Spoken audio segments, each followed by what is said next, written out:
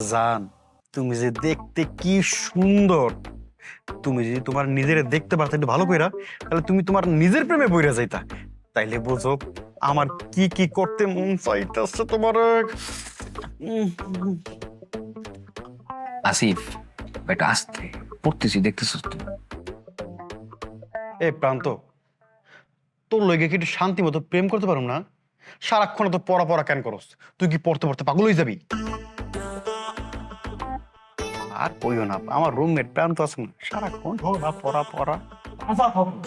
কি হয়েছে বলতো? নিচে দেখলাম একটা সুন্দর মেয়ে তোর জন্য একগুচ্ছ ফুল নিয়ে অপেক্ষা করছে। হেই রে প্রান্ত, তোর লইগে নিচে মাইয়া অপেক্ষা করতেছে, তাও আবার ফুল নিয়া। হে কামিল মামা, মাইয়াটা দেখতে কেমন রে? পুরাই চোস মামা, তো সুন্দর। কিরে তুই বসে আছিস কেন?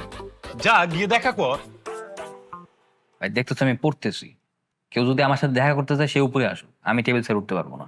আরে তোর লইগে একটা মাইয়া অপেক্ষা করতেছে আর তুই তার অবহেলা করতেছিস? হ্যাঁ, আরে তোর কপালে ভারী দুঃখ আছে।